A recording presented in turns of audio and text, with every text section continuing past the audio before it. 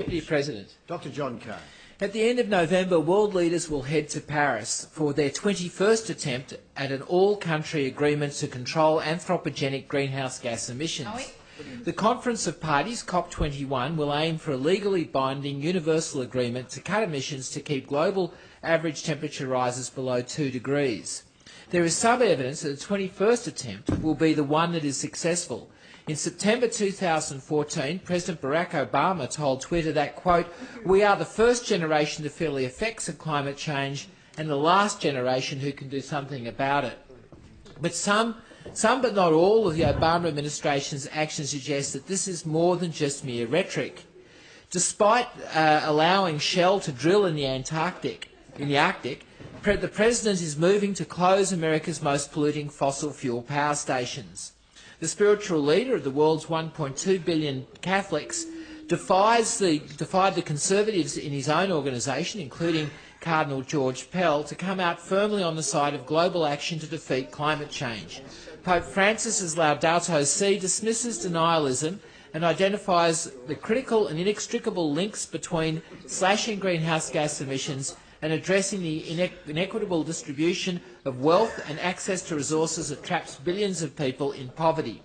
The Islamic Declaration on Climate Change also called for an equitable and binding conclusion to COP21, which achieves the goal of 2 degrees, or better still, 1.5 degrees.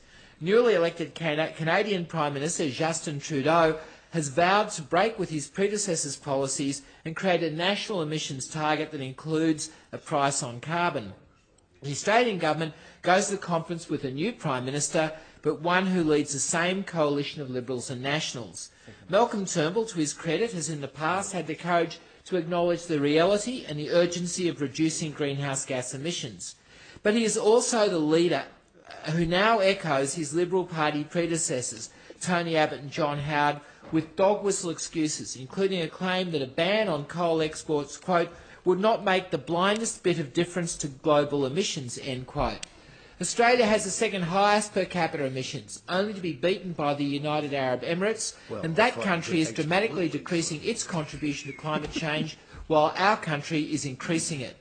It is clear that Prime Minister Malcolm Turnbull has been forced to dance to the tune of the coalition MPs who want no action on climate change. These are the politicians who feel they know more about the complex thermodynamics of the planet's atmosphere than the overwhelming majority of scientists who dedicate their lives to understanding the impacts of rising concentrations of carbon dioxide.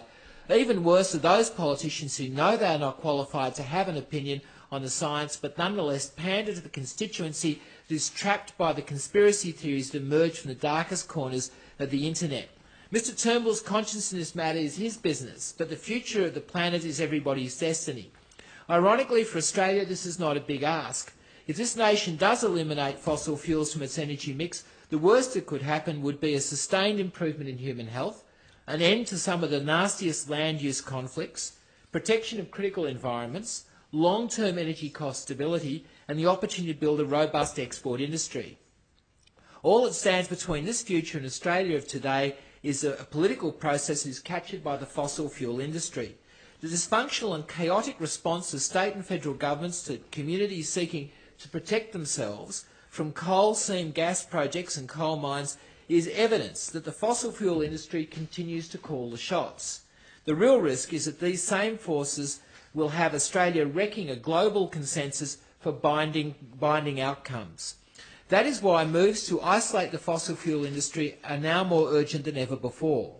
Divestment from banks with billions of dollars invested in fossil fuels sends a powerful message to the entire financial sector that coal mines are doomed to become stranded assets.